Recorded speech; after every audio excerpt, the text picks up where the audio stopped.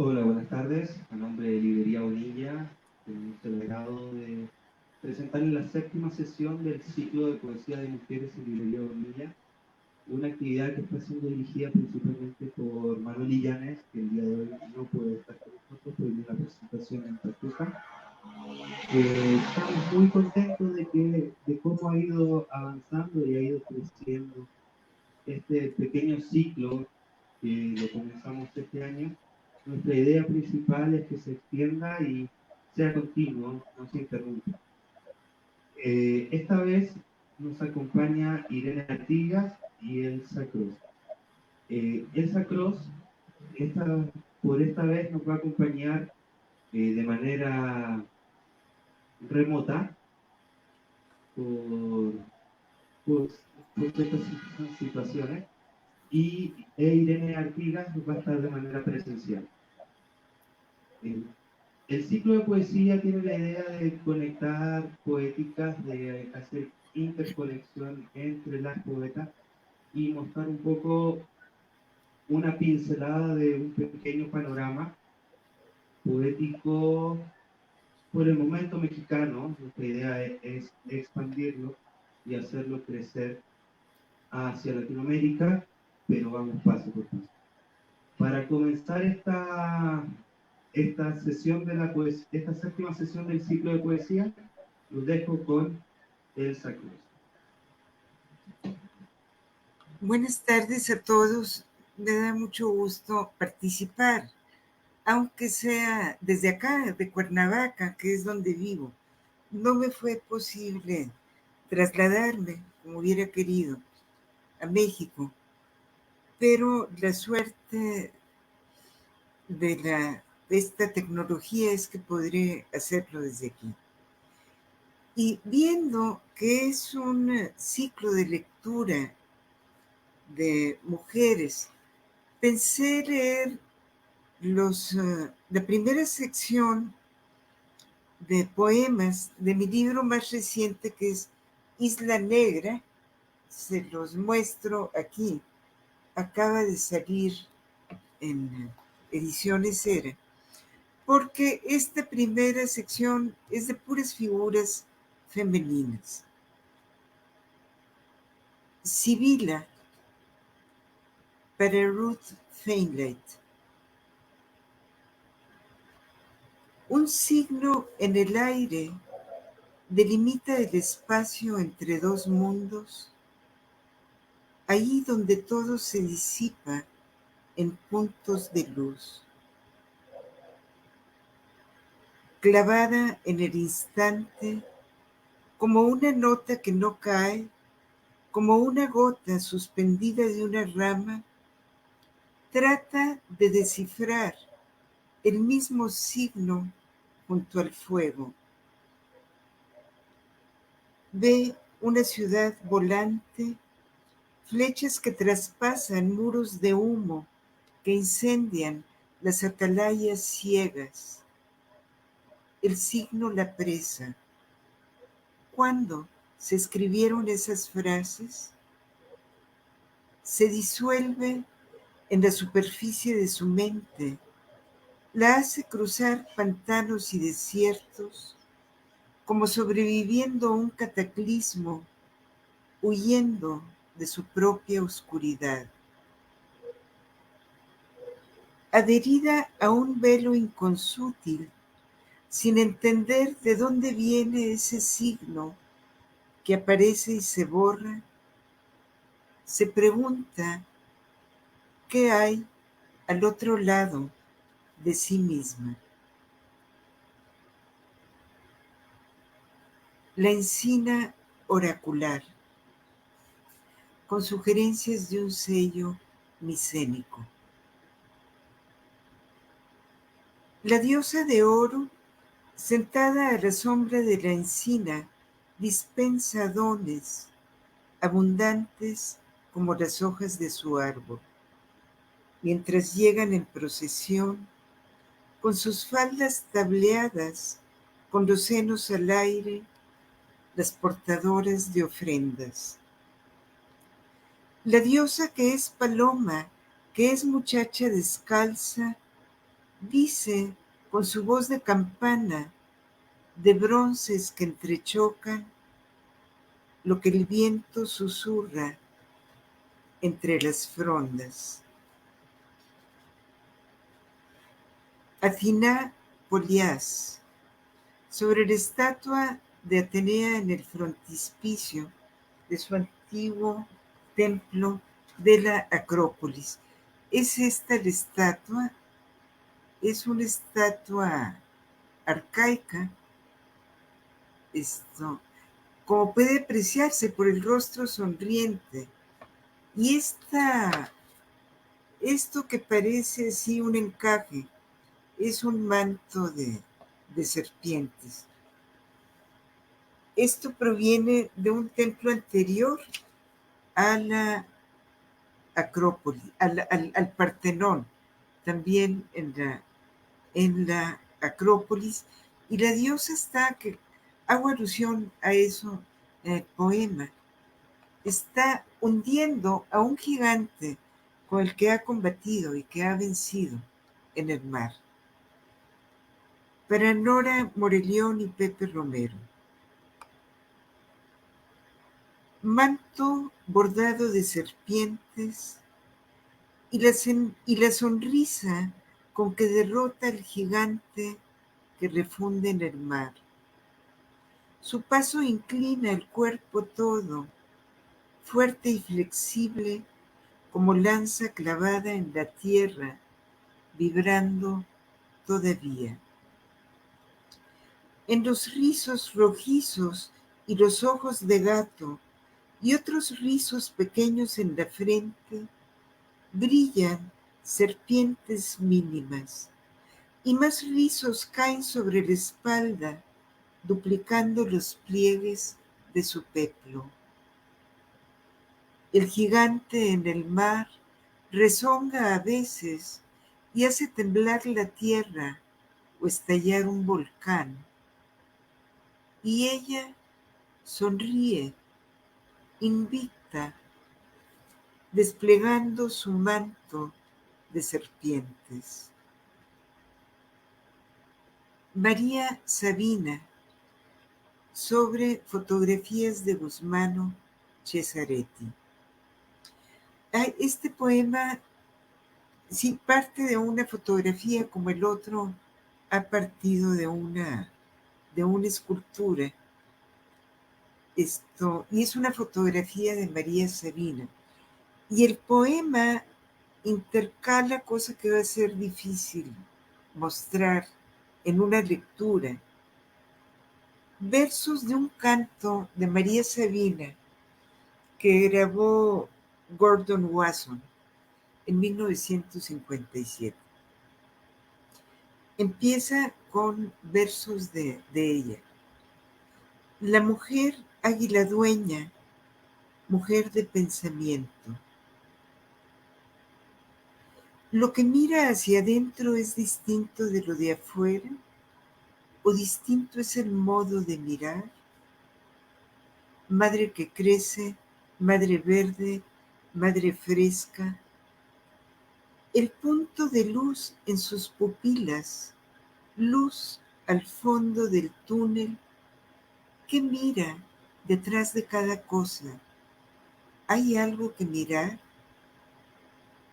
Mujer libro, mujer estrella grande, mujer luna.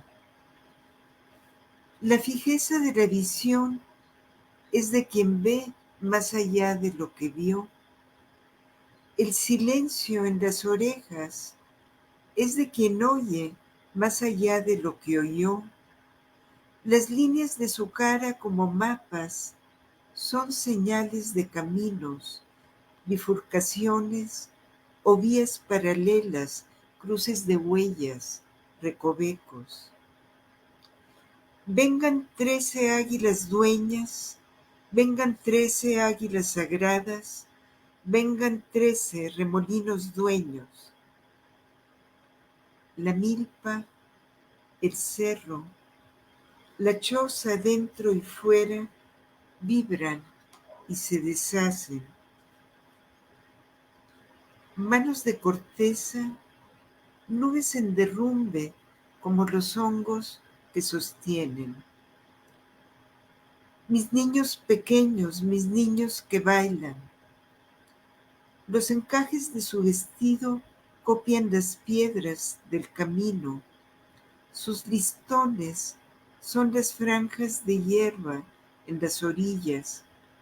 Mujer brisa, mujer rocío, flores y pájaros hay en su huipil, tanto silencio en sus cabellos. En sus trenzas se enlazan el tiempo y el no tiempo. El libro de mi lenguaje que estás allá en el cielo. Órbitas planetarias en su arete, sus collares, ristras de mundos, inmensa elíptica que cierra el gesto de su boca, más allá de la ausencia de palabras. Luz que vive, luz que carga, dice, luz de brisa, luz de rocío, dice. Señales el sol dejó en su rostro, el tierno olvido de los colibríes. Mujer chuparrosa, mujer que sabe nadar en lo sagrado, mujer dulce, sagrada, y su cosecha presidida por las nubes entre la milpa y la montaña.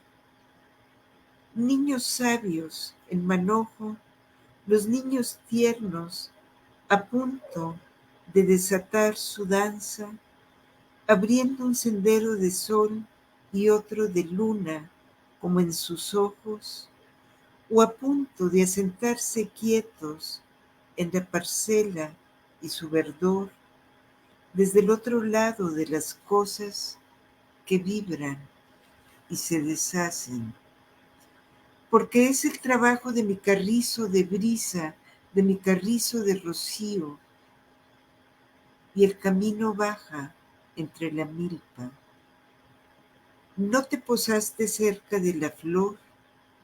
Sube entre la nube, Padre Santísima. Se abre dentro de los ojos, en los rumbos, donde ella pastorea la inmensidad.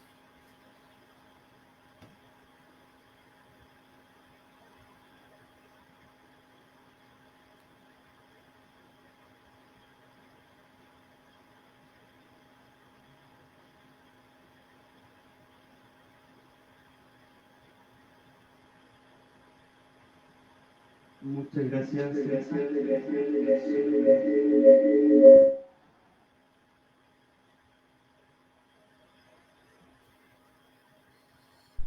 Bueno.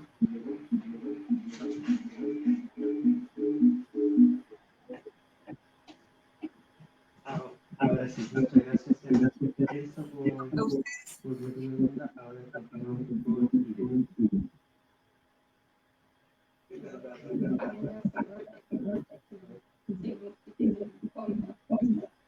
Bueno, primero, pues muchas gracias al grupo por organizar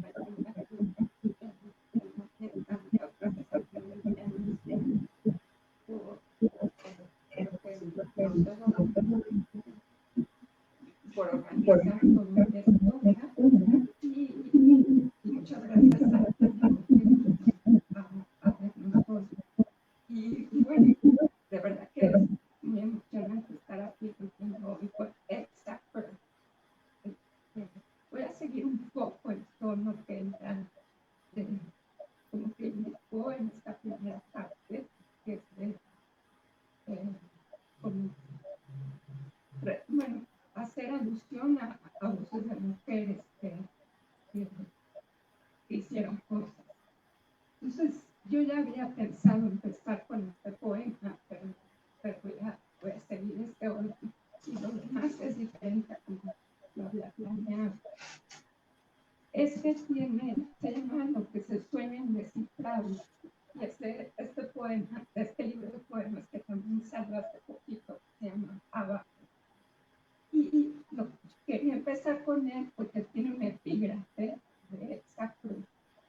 Y el epígrafe dice: sueñan aguanieve cuando vienen las lluvias acercándose.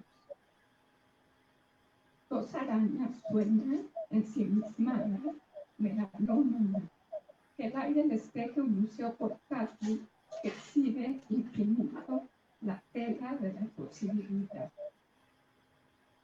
La cobra sueña, inquieta lo que ocurre. Sueña solo un instante y su recuerdo es largo, complejo, desdibujado. La polilla sueña, alucinada en gris, que es el mensaje, el remitente y el destinatario de lo que revolotea en la inmensidad. El conejo de los volcanes sueña un santo iracundo que intenta traducir sin imperfecciones los secretos del altiplano. El castor totémico se sueña tatuando palabras en otras lenguas. Es mi pariente, es lo primero que logra articular. Un zorro sueña obligado, el espacio que se desintegra en plata. Lo sé por cómo sacude las orejas mientras llueve. El ciempiés sueña en un sueño prístino, lo acumulado, la negrura y la tormenta continua, camuflean sus presentimientos en la espera. El tigre sueña blanco, que el agua lo burla, recurrente, iluminada. Busca refugiarse en cada una de sus rayas.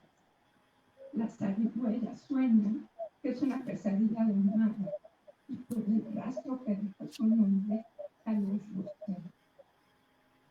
La cebra sueña tranquila, que no se dejó morir, que no hay noche fría, que la ambigüedad arropa.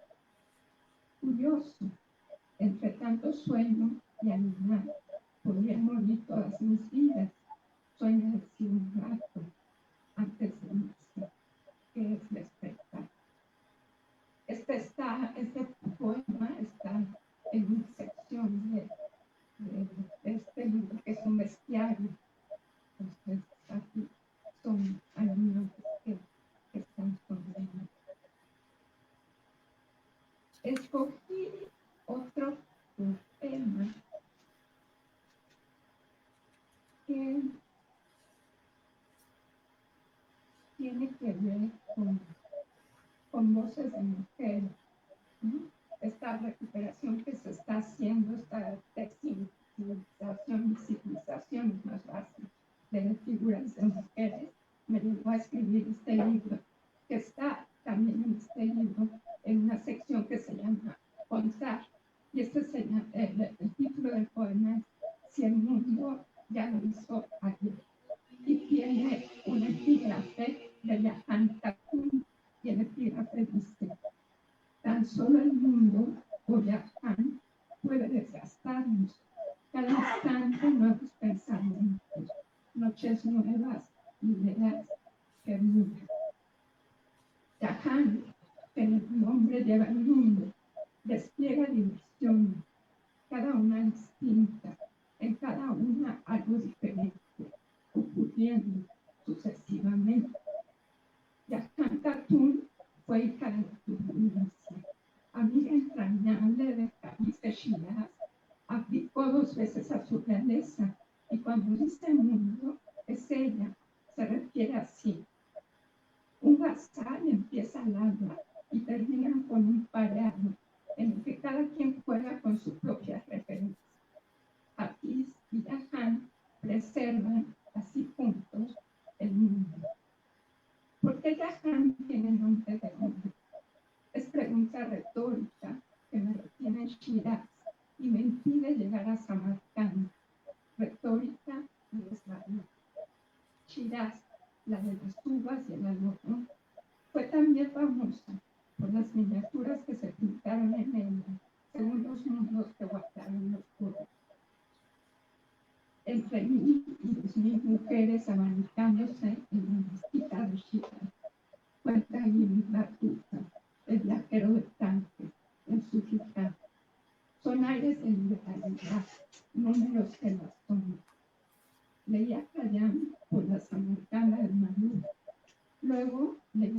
luz por leer allá. Hice un círculo de esa ciudad, sus mundos y sus nombres. Yahan de Shira es la canción. Y pensando también en este poema que mencionó Elsa, que tiene a María Sabina detrás. Yo tengo en este otro libro que se llama El mundo oficio de máquina, otro poema que también está escrito pensando en María Sabina. Se llama Las Bebidas.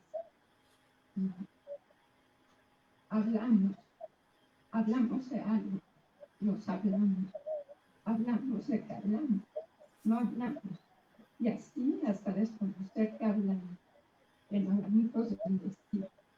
Al hablar, el mundo se vuelve un enorme volumen, mucho más que un aquí y una ahora, un horizonte de lo posible, un ventilar de ubicaciones, una grieta en lo continuo. Hablar como quien da una historia con verbos conjugados en todas las posibilidades del tiempo, para mecerse al borde de todos los abismos, y no solo para dejar abierto un final, también para esbozar sombras, como un anzuelo que mientras cae sigue cayendo.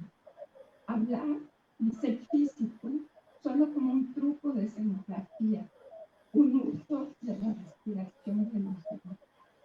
Hablar, dice el herrero, como por hacer del cielo un papel plegado que destapa volcanes y para volver al mundo. Hablar del surco, la semilla en la tierra, la pizca de sal. Hablar del espanto, el tiempo o el agua. Hablar del caudal, la manera de un mecanismo, el pelo. Y bueno, me regreso aquí para terminar esta sección.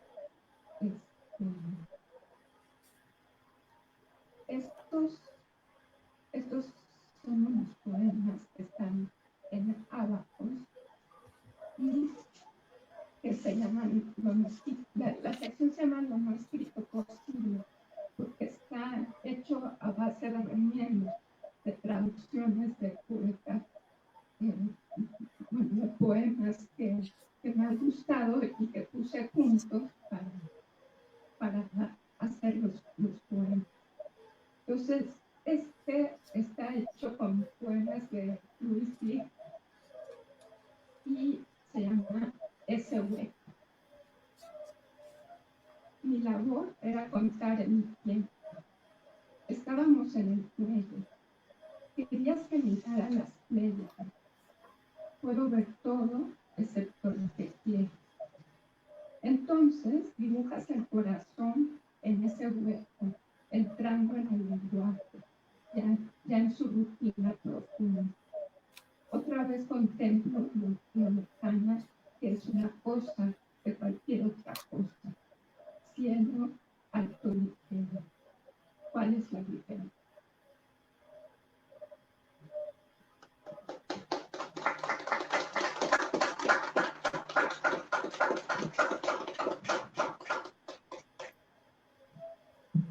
Bueno, en esta sección viene el ciclo de poesía, se caracteriza por tres preguntas que se le hacen a todas las poetas que están acá.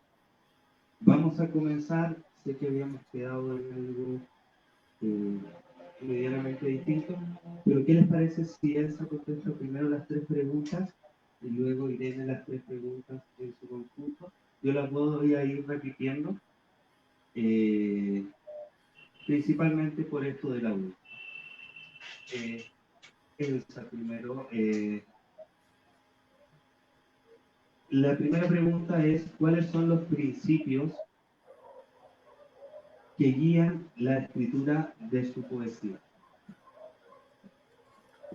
Simplemente es seguir una vocación con todo el respeto posible por lo que significa la poesía. No hay más que eso.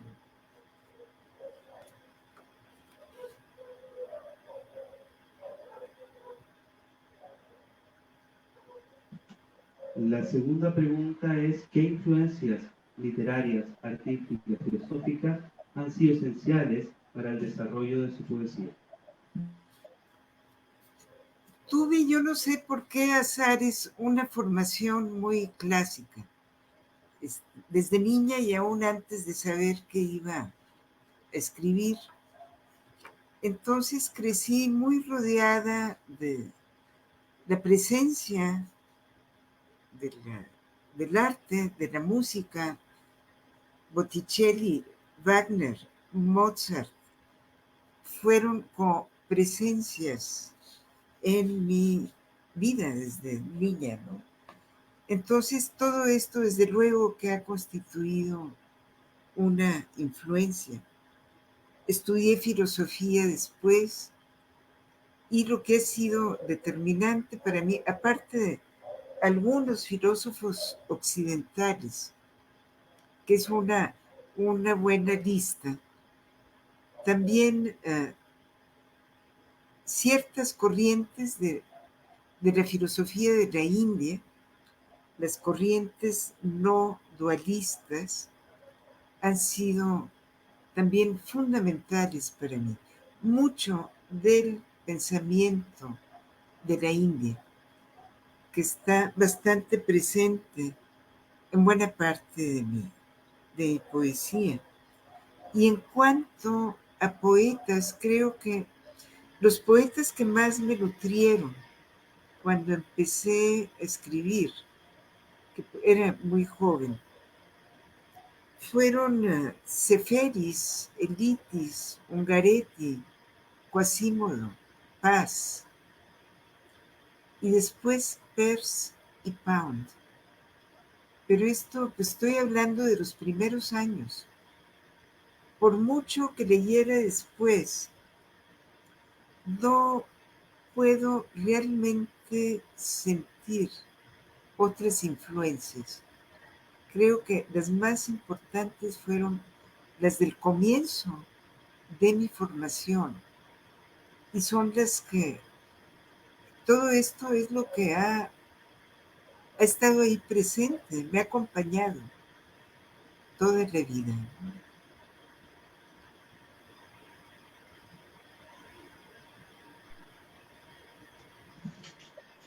La tercera pregunta es, ¿qué caminos cree que seguirá la poesía en el futuro? Yo creo que va a incorporar a su expresión todos los avances tecnológicos que hay. En algunas cosas yo detesto la tecnología, detesto la inteligencia artificial. Creo que lo que hace falta es inteligencia espiritual más que artificial. Pero yo también siento que la poesía no puede desdeñar nada que ayude a una mayor riqueza de su expresión. Si en un principio la poesía al parecer estuvo ligada a la música y a la danza, porque eran parte de una misma cosa, por lo menos en Grecia, si ahora puede incorporar otra vez la música y la imagen que pueda producirse desde una pantalla, pues creo que va a ser muy, muy rico. Yo lamenté hace más de 20 años que quería yo hacer un poema virtual, no solo virtual, interactivo. Lo tenía completamente ya en la cabeza, pero no tuve los medios técnicos, ni encontré a nadie en ese momento que tuviera los medios que yo necesitaba para hacer lo que tenía en la cabeza. Entonces, bueno, finalmente no se pudo, quedó una serie de poemas, pero siempre he sentido un poco esa, esa falta que me hizo en ese momento haber podido disponer de los medios que necesitaba para crear lo que quería. Esto yo creo que ahora no representaría ninguna dificultad para un chavo o una chava. Yo soy bastante torpe con cualquier medio, hasta con el celular, por eso no lo uso. Pero los chavos podrán hacer lo que les dé su gana con esto, y qué bueno que lo hagan, porque va a abrir muchísimas posibilidades de expresión.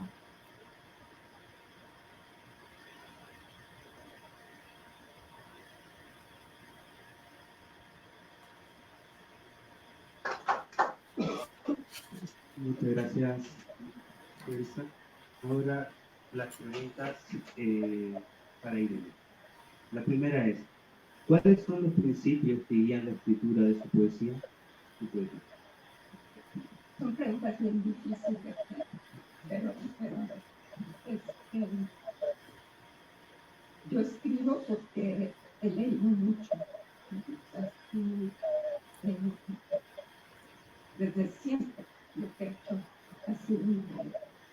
Y escribir es una forma como de hablar con lo que estoy leyendo.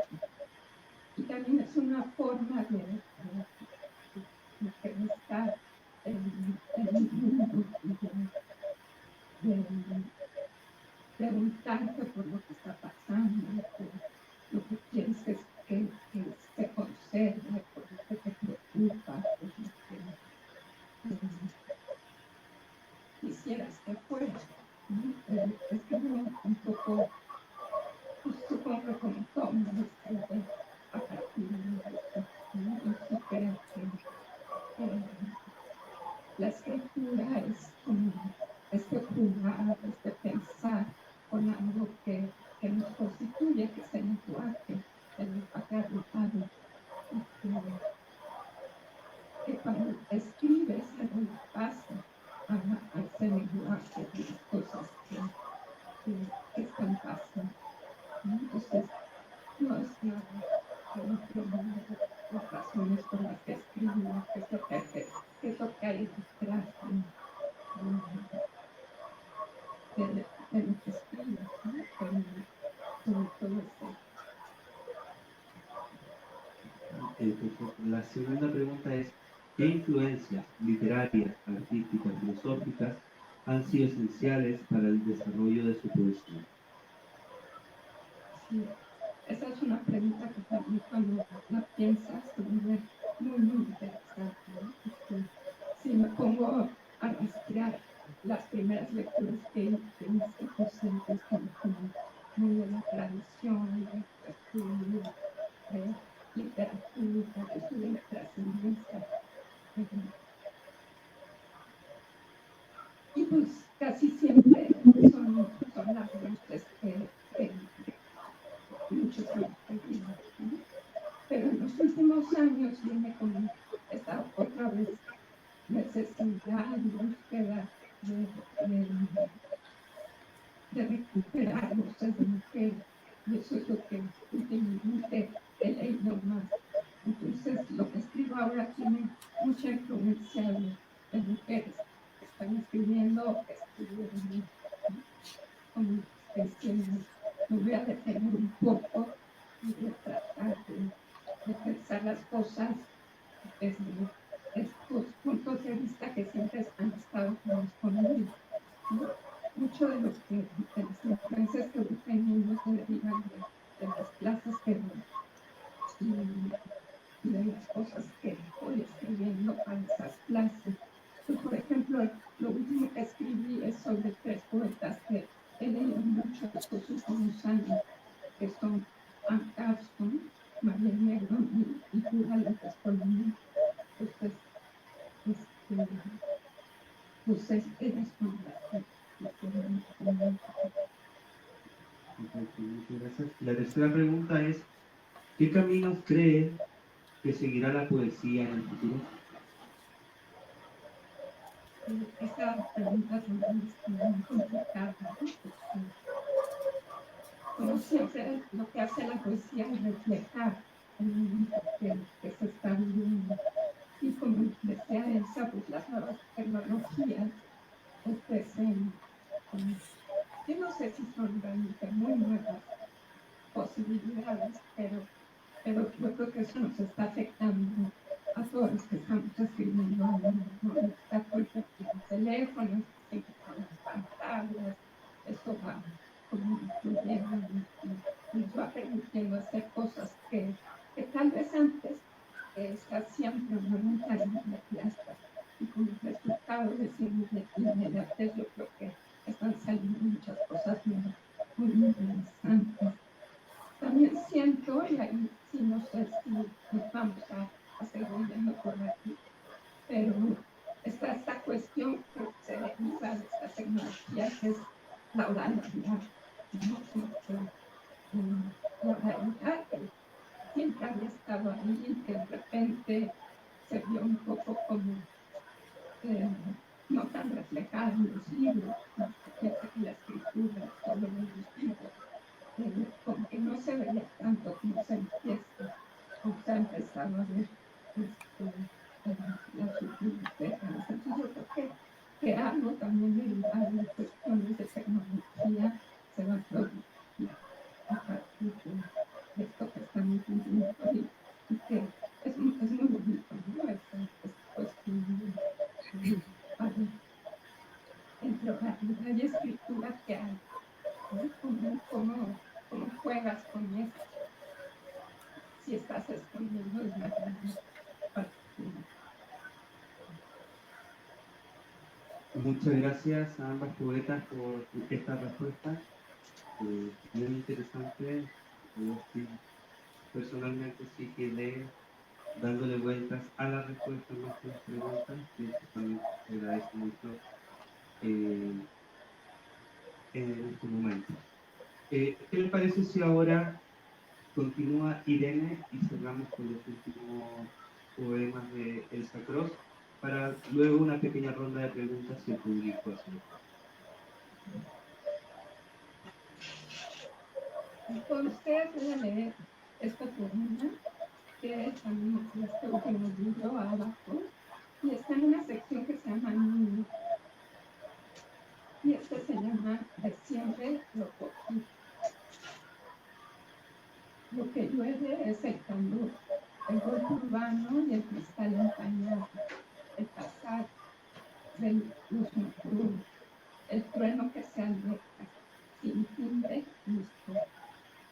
Lo que llueve a veces sueña a sarcasmo, a tiempo indiferente, a chasquido, a prosa del mundo.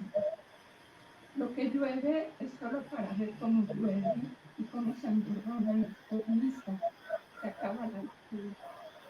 Lo que llueve es el alivio del instante, la conciencia sentimental, la distancia propia. Lo que llueve es la espléndida melancolía del ser, la plenitud inexplorable, la fascinación que comparte. Lo que llueve estructura un mundo en el que llueve todo el tiempo. Los colores de la lejanía son fríos, el aire infinitesimal. Lo que llueve es un destino irrecuperable, no el paisaje, sino el sentido del paisaje. Lo que llueve es el indicio de futuros habituales, la promesa que hace vivir del sobrevivir. Lo que llueve se escribe mejor siempre que llueva, en desordenada felicidad, como si la suavidad decidiera que no importara. Lo que llueve es solo para detenerlo, el cielo perdido en la contemplación.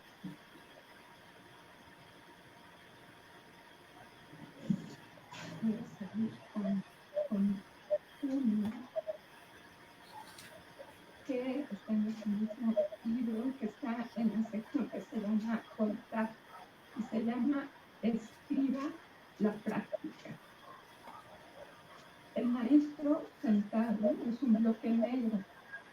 Su peso se graba en la piedra. La sílaba es la piedra. En un cabo sostenido es la escuadra que enfatiza la arquitectura de toda construcción. Todo su realismo carga su contexto de sentido. Suele conformar triángulos, invertir el papel, detener el mundo. Solo se mantiene en columnas de aire, equilibrios de movimiento, escápulas de movimiento. Esboza líneas, forma ángulos, alcanza el triángulo, escucha sus notas y ayudado del compás completa un punce, calcula y traza bellísimos cuerpos, en hielo, suspendido, en picado, en un abrir y cerrar de ojos, en precipitación, manipula perspectiva, el pulso tiembla, el ojo no se mueve, aquí está, aquí ya no está.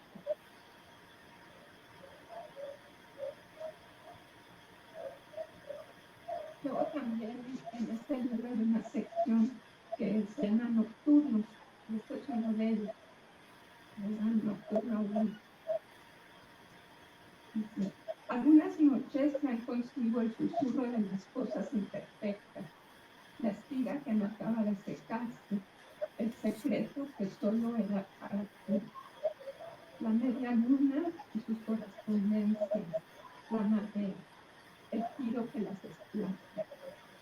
Se escucha en ellas la voz que no se oye por imperativo ético propio y que resuena más que la voz, pero que no puede o no sabe decirse. Se oye la voz guardada. El sueño que incomoda, el vértigo divulgado en el colino, la estructura de la reverberación anterior a la palabra. Son enigmas y reformas como la distancia llamada aquí, el sigilo de una respiración cercana, la escarcha que se respira. Desbordan su propia forma y se salen de lo seguro. Haz con esas noches un talismán, piedritas descansando sobre el río. Este fue un libro que me tocó mucho armar, porque yo venía de escribir este otro, que es el mundo ficción de Marcos, de todos los poemas seguían una forma. Entonces lo que yo trataba de hacer era salirme de esa forma.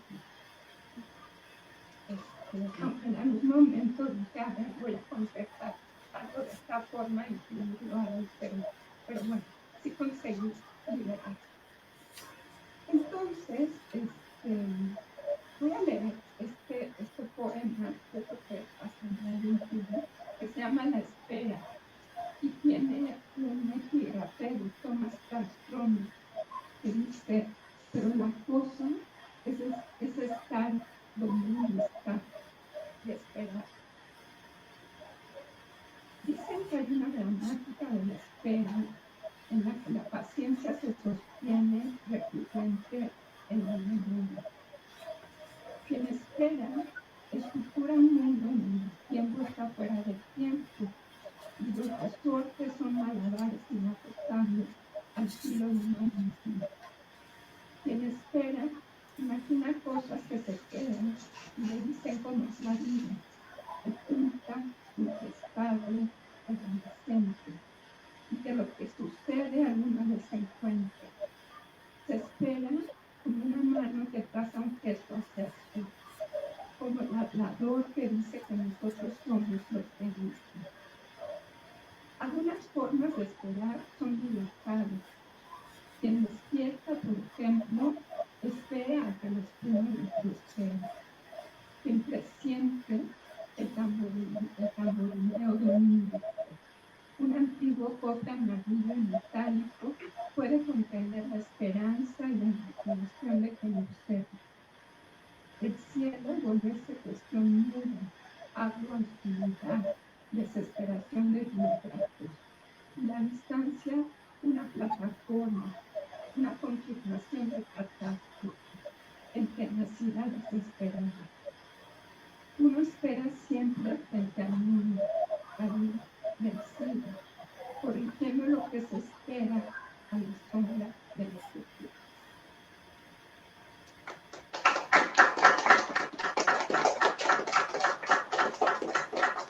Ahora comenzamos con la segunda ronda del C3.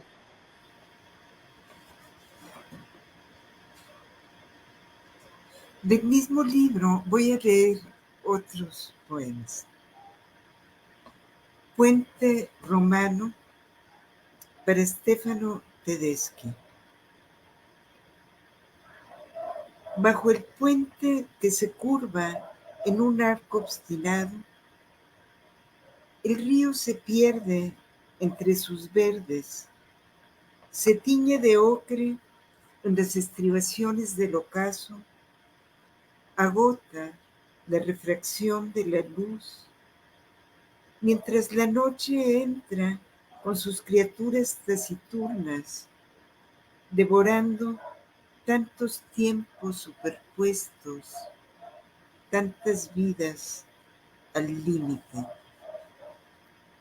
Acento chileno. El poema está dedicado para Nora y Hernán Lavín Cerda y dedico la lectura también a André y a Manuel Illanes, que no anda por aquí. Acento chileno.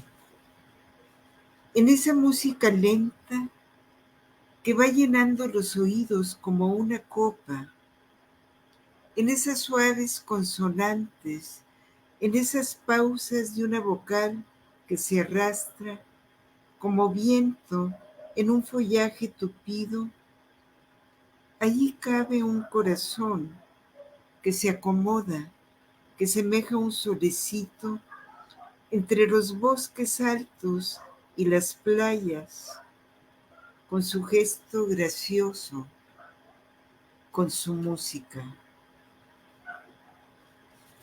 La rosa náutica para Benito Rivera. Esto es un restaurante que está como 30 metros adentro del mar, sobre Palafitos, abajo de Miraflores, en la ciudad de Lima. Tiene un epígrafe de Jorge Ortega que dice: sinuoso y abisal el filamento que nos une al origen. Con nombre de largas navegaciones, de instrumentos como sextantes o esferas armilares, se sostiene sobre sus palafitos en la bruma invernal. La humedad ablanda las hojas de papel y deshace el peinado. En torno, solo el muro de la bruma o niebla o nubes peregrinas, entre el tumbo a ciegas del mar abajo y arriba, el inquieto trajín de tórtolas a deshoras rasguñando el entrecielo de los techos. Desde la rosa náutica, con sus luces de casa en fiesta, con sus manteles largos, tras el vapor pegado a las ventanas, apenas se percibe un oleaje transverso, como en la vida, tumbando uno a uno a los locos surfistas, mientras se abre paso tras el cielo de plomo, un fantasma de sol que pierde el norte y asoma apenas y se va. Isla Negra. Esto le da título al libro y es sobre la casa de Pablo Neruda en Valparaíso, que tuve la suerte de visitar y que está lleno de toda clase de objetos porque Neruda era un coleccionista compulsivo de todo tipo de cosas, hasta de proas de barcos pequeños. Y tiene un epígrafe de él que dice: y si lo que sé no les sirve, no he dicho nada, sino todo. Un costillar de ballena en estas nubes, una acuciosa mantarraya, jinetes que se alebrestan y se deshacen. Y tú, hermanito del mar en tierra firme, lobo de bar, traes el mar a tu casa ebrio de gaviotas y goletas, de veleros estivales, de la danza de anguilas jardineras y corales luminiscentes que se prenden y se apagan en tus versos. Invisible navegas entre peces y astrolabios, entre timones y peroles, entre dientes de cachalote y tablas naufragadas, orando a Nuestra Señora de las Mareas y a Santa María de Rapanui, consolando a María Celeste que llora en su batón musha, dejándote seducir por la sirena de Glasgow. Anfitrión de piratas y cheroquis, así navegas, ebrio de un vino más rojo que tu vaso, ebrio del mar rompiendo entre las rocas allá afuera, donde ahora las nubes se adelgazan y un barco tan ebrio como tú se pierde en la distancia. Y para terminar este poema que se llama El paraíso de los ahogados, y es sobre el fresco teotihuacano del Tlalocan, y está dedicado a la memoria de Miguel León Portilla. Y trata sobre todo de la figura de un poeta que va entrando a este paraíso de los ahogados, y se sabe que es poeta porque tiene el signo de la palabra y una lágrima. Se fueron al fondo, se perdieron en un agua tan verde para emerger al final de esa vorágine en un espacio rojo, campos de flores, mariposas de ámbar y obsidiana. Y aún así entra el poeta lacrimoso, añorando otros prados, sus otras flores y sus cantos, allá donde latía, aún precario, su dolido corazón, allá donde surgían, aún oscuras, aquellas formas creciendo en torno o marchitándose, aquel arroyo que aún en cauces pedregosos o llanuras desiertas discurría, donde luchaban por un gramo de vida, lo mismo el chapulín que el ahuehuete, el aguilucho que el faisán o el tigrillo de monte, que ahora, sin aliento, se van volviendo para él un sueño incomprensible como la propia vida. Y voy a leer uno más que se llama Luciérnagas. Y si la luna es llena, nada basta a oscurecer la noche. La luna se cuela por los resquicios, entra por la sombra de un aroma, crece dentro del ojo, se enamora de sí. Y si la luna es nueva, deja un hueco negro en la noche más negra, se agota en su propia memoria, se vacía de sí.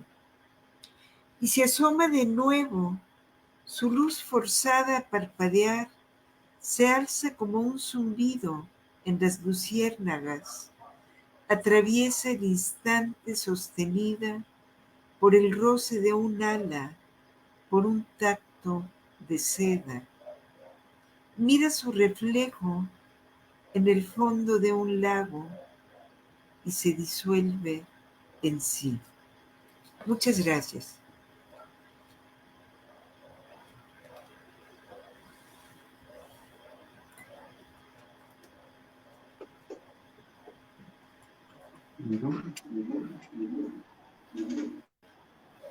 Bueno,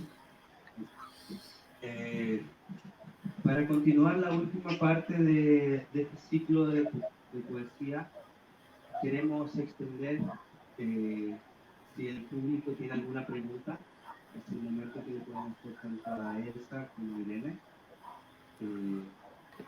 Estamos en el momento. ¿Alguien?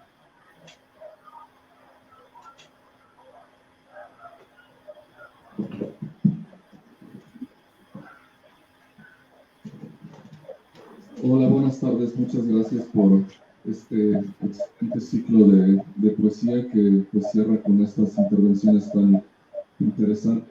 Pues quiero aprovechar para preguntar algo. En estos tiempos donde pues, el ritmo y las figuras de sentido pues, se trabajan de manera distinta para antes, donde las estructuras pues, eran muy rígidas y, por ejemplo, en la poesía española o la lengua española, pues decíamos, bueno, ¿no? Los poemas deben de tener, bueno, en alguna de sus formas, ¿no? Por ejemplo, 14 sílabas y regirse por anapésticos, yámbicos y todas estas estructuras, y incluso en términos de sentido, pues tener, por ejemplo, estos quiasmos, paralelismos antitéticos, y eran pues como muy, pues estructuras hasta cierto punto muy demandantes, pero muy rígidas, muy limitantes en cierto sentido, y pues a mí me llama mucho la atención de la gente que se dedica a la poesía que sigo. En el caso de ustedes dos, pues son obras que me gustan mucho, me disfruto mucho de la poesía que ustedes hacen. Entonces, en ese sentido, me interesa mucho preguntarles cómo les gusta a ustedes trabajar su ritmo y sus figuras de sentido, pues justo en oposición a esto, o en complementariedad a esto, distinción a esto. Justo también ahora que Irene hablaba de esto, de la necesidad que muchas veces hay de escapar o de salirse de ciertas estructuras.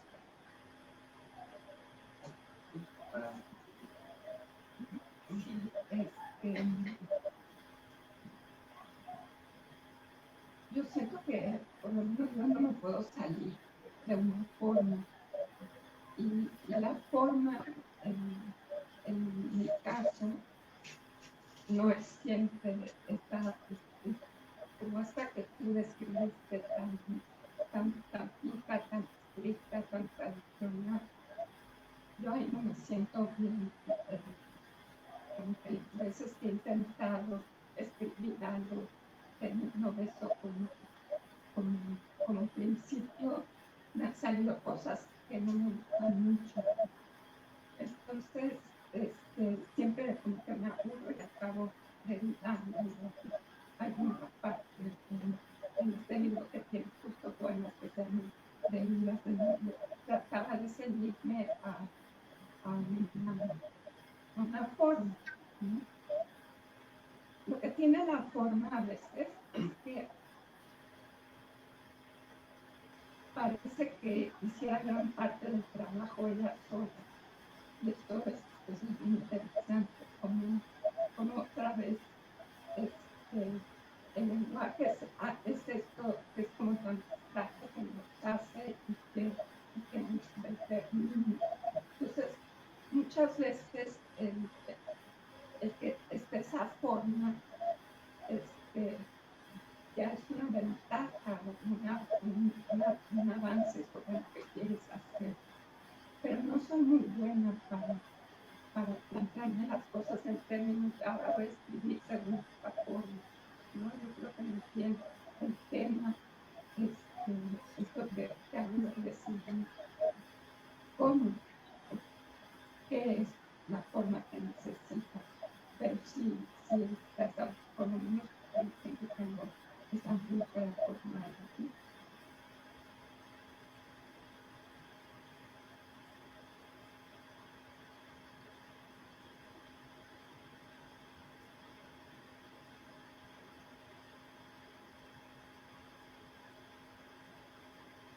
Elsa, ¿quieres dar alguna respuesta?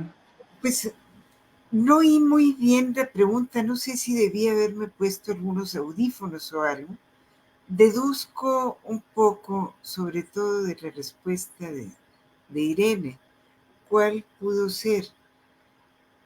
En mi caso no me preocupa la forma, creo que cada poema dicta su propia forma, a veces surge del ritmo, a veces de una imagen, a veces de un sonsonete que puede atraer en la mente, de una idea, de cualquier cosa. Entonces yo siento que uno tiene que, o al menos en mi caso, escuchar qué quiere cada poema, cómo quiere decirse y no imponerle nada. La poesía es muy libre. Creo que todo arte es muy libre y uno, lo mejor que puede hacer es tratar de captar y de respetar esa, esa libertad. ¿Y qué curso quiere seguir cada cosa? Sea poema, imagino que puede ser lo mismo en la composición musical, lo cual también no quiere decir que deje uno que cualquier rollo que se le mete en la mente fluya a su capricho. Tiene que haber cierto límite, tiene que guiarse de algún modo ese curso.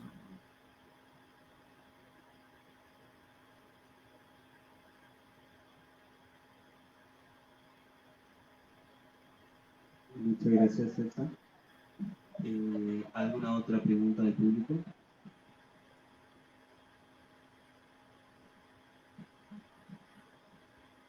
Bueno, si no hay más preguntas, quiero agradecerles al público, quiero agradecerles a las poetas por estar presentes en este ciclo. Es un agrado tenerlas dentro de la familia de la librería Bonilla y que estén participando activamente con nuestras actividades. Muchas gracias a todos. ¿Unas palabras finales? Nada más también, muchas gracias por venir, muchas gracias a Elsa por leernos poemas de este nuevo libro. Gracias Pues yo agradezco a Irene y desde luego a la librería. Y lo que siento es no haber podido ver al público que llegó. Mi agradecimiento también a todos. Muchos saludos, cuídense. Y pues gracias otra vez por esta invitación, por la compañía de Irene.